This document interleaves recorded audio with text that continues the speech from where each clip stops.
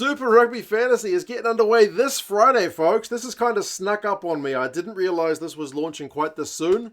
The last I read was about the competition being delayed in terms of the fantasy. But no, it's launching this Friday, which is certainly a bit of good news. Super Rugby has lacked any kind of online fantasy game, like the likes of the, Fantasy Premier League and fantasy football and all that kind of stuff. Those are always a fun one to play. But Super Rugby's getting its version for the 2025 season, so that's good news. I played Super Rugby Fantasy back when Fox had the rights to Super Rugby over in Australia. We're talking a decade ago. I had a lot of fun playing that game. I had a couple of good rounds. I may or may not have won one of the rounds.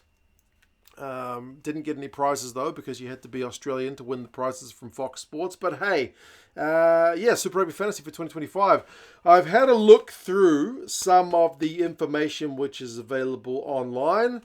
And just quietly, I've had a word with a little bird, and I may have a couple of prices for you in terms of player values, which will be available soon. But I've got a couple which I might be able to share with you guys. But 15 players aside, fantasy is pretty straightforward. You don't have to do subs in this one, which I think probably makes the game a bit easier to manage. And also, you are limited to 4 players from each team. So I know all you non-Auckland guys love my Blues, but you'll be limited to only 4 Blues players on your side, 4 players from any team. So that's pretty standard. You can't stack any one side with players from only one team. And you'll be making them up of props, hookers, locks, loose forwards, scrum halves, fly halves, midfielders, and back 3. So loose forwards and back 3 are the kind of ones where they've combined guys maybe who, flankers of either side and number 8s are all kind of one.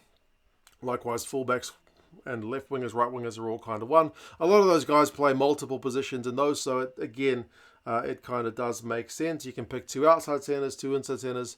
They're kind of the same. Loose head props, you can pick 2 of them, or 2 tight head props. So it's pretty straightforward, I think, in terms of picking that. And they're also keeping it straightforward in terms of going with unlimited transfers. When I played Super Rugby Fantasy, as I said, over a decade ago, it was like 3 transfers, I think, or 4 per round, which meant you really had to look at the fixtures list to see who is playing next week, because you don't want to bring in a guy who's going to be on the bye next week and they're not going to be able to score any points for you. So unlimited transfers means you're able to basically chop and change as you like, and they're not going to lock the games out until the games pretty much start. So if you pick your team on a Thursday, Super Rugby weekend starts on a Friday game, and one of your Saturday players before the game starts pulls out with an injury, and you find out, you're able to switch them out before that game starts rather than when the first game on the Friday starts, which I think, again, kind of keeps it easy.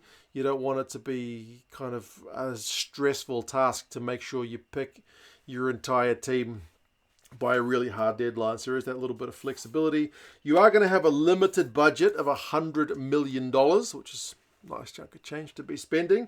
But week 1, it's going to be unlimited budget. So week 1, you can splash the cash and pick all the star players that you think are going to do well. But from week 2 onwards, you'll have to kind of balance the books, which is always the fine art with fantasy games. You see a player, you think they look the business, they're kind of a little bit undervalued, you stick them in your team before everyone else does, so before their price goes up, and you kind of get onto that winner before everybody else does, or you kind of drop that star player who's a little bit out of form before everybody else does, kind of thing. So that's really where the art in playing good fantasy comes in, I think. Now, I have seen online one of the guys' values has already been revealed, and that's Celestino Ravotamanda, the flying Fijian Drua winger. Now, he's a big-time try scorer, and the game is going to be scored on the stats you'd expect. You score points for scoring a try. Your player gets points for getting run meters and making tackles, kicking conversions, and winning turnovers, winning lineouts, and you lose points for missing tackles and missing conversions and that kind of stuff, getting carded. So Ravotamanda is going to crack through some run meters. He's going to get some tries, and he's valued at $8.5 million. So when you got $100 million to spend, that is a fair chunk of change. He is definitely kind of up there with one of the proper star players. Now, as I said, just between you and me, I have got the values of a couple of other guys at hand. Rieko Ioane, Blues man, also 8.5 million. I reckon, despite my Blues allegiance, if I got 8.5 million to spend on Ravutamanda or Rieko, I'm probably going Ravutamanda. I don't know, the Blues, you would think are going to win more games, but Ravutamanda individually might score more points in terms of fantasy. Cam Roigard, you feel like is going to be right up there with some of the number one picks for halfbacks. Slightly cheaper than those two fellas at 7.5 million. And James O'Connor, who may be performing a bit of a bench role, but if he does get a start, 6 million is probably going to be at the cheaper end of number 10s, because you've got to feel like guys like Bodie is going to be, expensive. So having a guy playing for a Crusader side who may be resurgent for 6 mil may be good value if he is going to get a start. So yeah, if you picked Rieko, Cam, and Jock, you'd be spending 22 million already, which is a fair chunk of change. That's 3 players out of 15. So as I said, you've really got to think about good ways to balance the books. But yeah, Super Rugby Fantasy, as I said, gets underway this Friday. I'll chuck a link down in the description to the page that I found, which has the registration, like register your interest page, but I would imagine in a couple of days that'll be turning into a sign up page where you can actually get your team going. Hopefully we can get a 2 cents rugby league set up so we can see who's got the right stuff in terms of fantasy.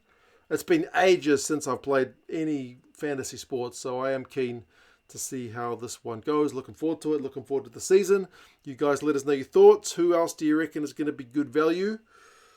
Any kind of sneaky picks that you are willing to share that you think maybe some up-and-coming NPC guys you think may have a cracker at Super Rugby?